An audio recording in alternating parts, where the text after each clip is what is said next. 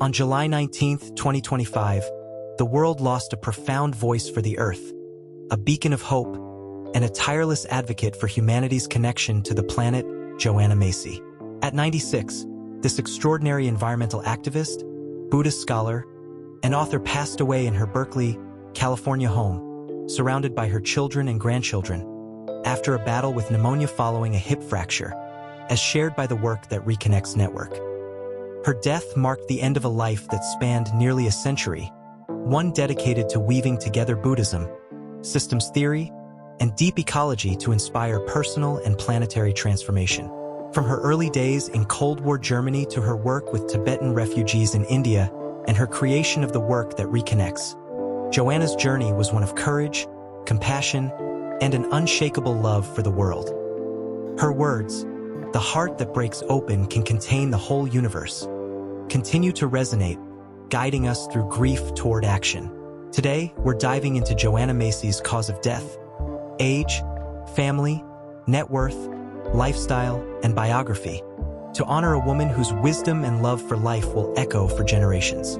Joanna Rogers Macy was born on May 2, 1929, in New York City, into a liberal Protestant family where faith and service were cornerstones.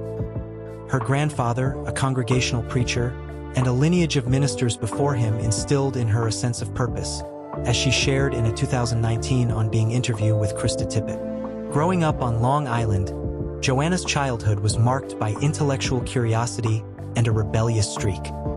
As a high school student at the Lycée Français de New York, she once skipped school to attend a poetry reading by Muriel Rukeyser in Manhattan, sitting at the poet's feet when the hall was full, an encounter that sparked her lifelong love for poetry, as noted in her memoir Widening Circles.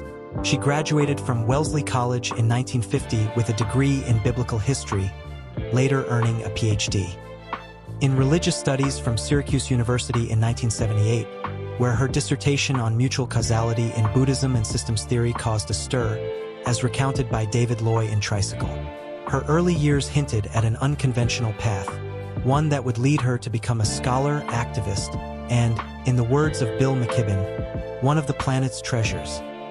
Joanna's life took a dramatic turn in the 1950s when she joined the CIA in Cold War Germany, a chapter she described in Widening Circles as a youthful adventure driven by a desire to understand global tensions. There, she met Francis Underhill Macy, a Russian scholar and activist who became her husband of 56 years.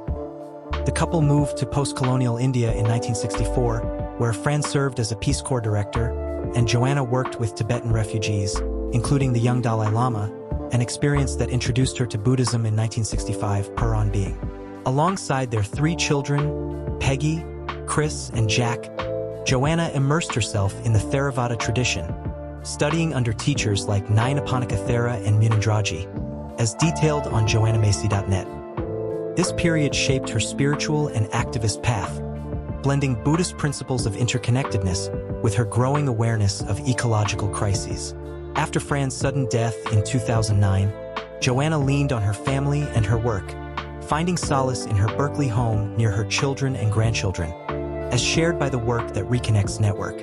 Joanna's career was a tapestry of scholarship and activism, interwoven with her groundbreaking framework, the Work That Reconnects. Initially called Despair and Empowerment Work, this methodology emerged from her encounters with Arne Ness and John Seed, pioneers of deep ecology, but she renamed it to distance herself from academic disputes, per Wikipedia. Her workshops, held across the Americas, Europe, Asia, and Australasia, helped thousands transform despair over environmental crises into collaborative action, as noted on workthatreconnects.org. Her 17 books, including World as Lover, World as Self, Active Hope, and translations of Rainer Maria Rilke's poetry with Anita Barrows, explored the psychological and spiritual dimensions of the nuclear age and ecological awareness. Her 1983 book Despair and Personal Power in the Nuclear Age addressed the emotional toll of global threats, while her translations, like Rilke's Book of Hours, brought poetic depth to her teachings per Shambhala Publications. Her work at Naropa University, where the Joanna Macy Center for Resilience and Regeneration was established in 2015, and her teaching at institutions like the California Institute of Integral Studies, cemented her legacy, as highlighted by naropa.edu. The circumstances of Joanna's death were both poignant and reflective of her life's grace. In late June 2025, she fell at home, breaking her hip, and underwent surgery, as reported by the Work That Reconnects network. After a week in the hospital, she returned home, only to develop pneumonia 2 days later.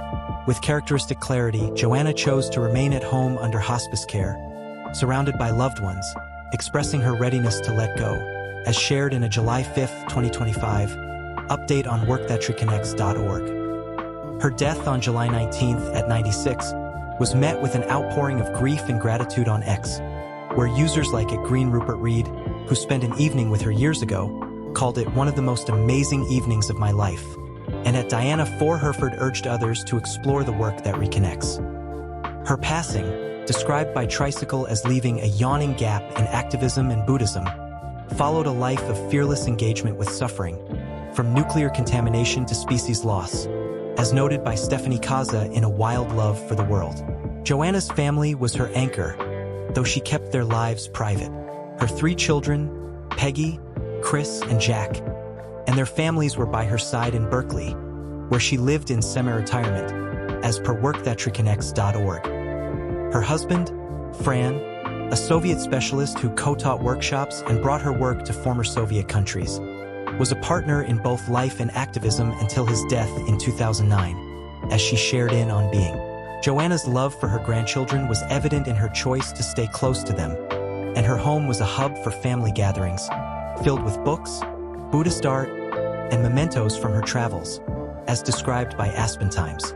Her net worth, estimated at $1 million to $9 million by BuzzLearn.com and networthpost.org, came from her books, workshops, and academic roles, though wealth was never her focus. Her lifestyle was modest, rooted in her vegan ethics, as outlined in her essay The Vegan Vision, and her love for poetry, particularly Rilke's, which she recited even in her final years, per On Being. Joanna's lifestyle reflected her deep connection to the earth. Living in Berkeley, she embraced a simple life, gardening, practicing meditation, and hosting workshops, as noted by JoannaMacy.net. Her home, described by friends on X like @Parami as a place of warmth, was filled with Buddhist texts, Rilke's poetry, and photos from her travels to India, Sri Lanka, and Russia. She was an avid walker, often seen in Berkeley's hills, and her vegan diet aligned with her ecological principles, as shared in The Vegan Vision.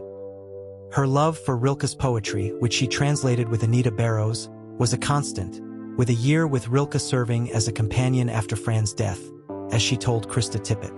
Her work took her to global stages, Pioneers Conferences, the World Uranium Hearings in 1992, but she always returned to Berkeley, where she mentored students and activists, as praised by John Seed on workthatreconnects.org. Her faith, drawn from Theravada Buddhism and her Protestant roots, gave her strength, especially in facing personal and collective pain, as she wrote in World as Lover, World as Self. The response to Joanna's death was profound, reflecting her global impact. Tributes on X, like @Green Rupert Reeds, highlighted her mentorship, while @Diana 4 Herford quoted her, "Active hope is waking up to the beauty of life on whose behalf we can act." Tricycle called her a Dharma elder, whose integration of Buddhism and ecology inspired countless lives. Her work with Naropa, where she taught in the Environmental Leadership Program, and her anti-nuclear activism, including protests at Rocky Flats, left a lasting mark, per naropa.edu. Her legacy lives on through the Joanna Macy Center and the Work That Reconnects, which continues to guide activists worldwide, as noted by Aspen Times. Her death, following other losses like Thich Nhat Hanh's, underscored the urgency of her message, as Lindsey Branham wrote, "The heart that breaks open can contain the whole universe." Her teachings on embracing suffering as a portal to compassion remain a call to action, as echoed in Emergence magazine. Joanna Macy's life was a testament to the power of presence, love, and action. At 96, she left behind a world transformed by her workshops, her words, and her unwavering belief in humanity's capacity to heal the earth. Her family, her children and grandchildren, carry her spirit, as do the thousands who danced the Elm Dance or wept in her workshops, finding strength in shared grief. Her modest net worth belied her immense wealth of impact, from her translations of Rilke to her anti-nuclear advocacy. As we mourn her passing, we celebrate a woman who taught us to love the world fiercely, to face its pain, and to act with hope. If Joanna's story has stirred your heart, if her call to reconnect with the earth resonates, please take a moment to like this video and subscribe to our channel. Let's keep her legacy alive, honoring the eco-philosopher who showed us that to love the world is to heal it. Thank you for joining us on this journey through the life of Joanna Macy. Until next time, keep feeling, keep acting, and keep her wisdom close.